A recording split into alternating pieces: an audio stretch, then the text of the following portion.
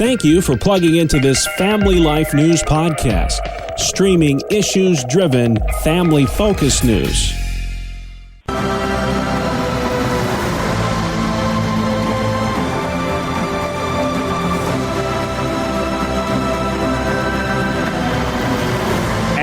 Welcome back to another edition of Issues in Education. Mondays during the Noon Report, we spotlight the issues that matter most to our public schooling families with the one and only Dr. Ralph Kerr at the Teaching and Learning Institute. Ralph, welcome back to the program, sir. I hope the right team won the big game yesterday. Yeah, I don't really care because the Bills aren't there. Me neither. I was Yeah. just watching for Snoop Dogg and the commercials. That's the only reason I was watching. But anyway, I digress. Speaking of Buffalo, there was a big story there last week. The 9th school shooting in this country happened there a few days ago, McKinley High School. This is a school district, Ralph, that is notorious for getting in fights. There have been a lot of them, and a lot of parents were saying that this was inevitable, that something like this would happen. Sadly, nobody lost their lives, but really scary stuff. And what we want to talk about with you today is just the communication that goes on when there is a tragedy like this, a school shooting. Many parents said they couldn't get a hold of their kids. Some said that the phones have been confiscated. Do you fault the district there at all for the communications difficulties that arose during this tragedy? Well, there certainly are communication protocols. It may be that the district hadn't communicated the protocols as well as they should, or it could be that the parents were aware of the protocols, but in the moment of crisis had forgotten about them. I don't know this for a fact, but many districts do take the students' phones at the beginning of the day. I know in New York City that's the case. That may be the protocol in Buffalo.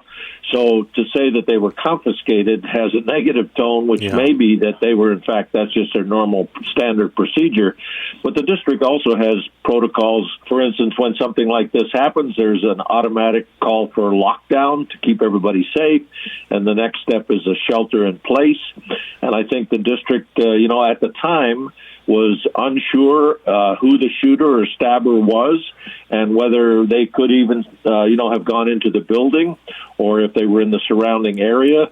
So they made the decision that the safest place for the students was to just stay in the building. Yeah. And I'm sure the parents were anxious, and that's understandable, but I think the district did the right thing there. Yeah, and Carter Cash made a good point. He said, this was happening just as school was letting out for the day, and it was a very confusing time. So it's easy to Monday morning quarterback that, but that was a district that has had a lot of problems over the past several weeks. We'll see what action plans they come up with as a result of this. And then there's Valentine's Day today. Ralph, sorry, I forgot to get you flowers or card. I hope you'll forgive me. There's still time. It's Monday. So. There's still time. That's right. Nothing beats that last minute, right? If you live in Providence, Rhode Island, it is a woke Valentine's Day this year. There's a private school there that is telling its students, we all remember when we'd hand out those cards on Valentine's Day. Well, at this school, you better not hand out cards if they're not gender-neutral Valentine's Day cards. Your reaction? Well, I have some really choice words that I could say, but I'll pass on that and just say that I think this is contrary to all commonly held norms and that it's just calling for action on the part of parents. Certainly, if I had children that went to that school, although I wouldn't because I support public schools, I would be on the phone with people and with the administration really calling them out on this because it's totally inappropriate. And the only reason we really mention, well, there's a couple of reasons. One of the main reasons we mention that story is because it's a great segue to what we're going to talk about next, and that's getting Christians involved in their local school boards. If stuff like this bothers you, then serve on your local school board. And there's no better way to influence your local community than to do just that. This is the time of year, Ralph, where folks are starting to get those petitions going. Information on how to do that is on your website.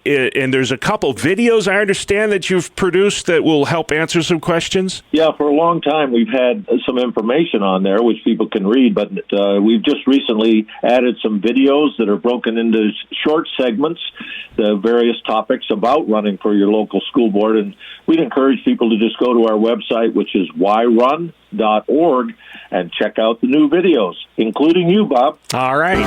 The school board seat waiting for you. He is putting the pressure on. Boy, I'll have to check that out again. There is so much good information on that website, including those videos. And again, Ralph, if you would, where can folks find those videos? They just simply go to whyrun.org. whyrun.org.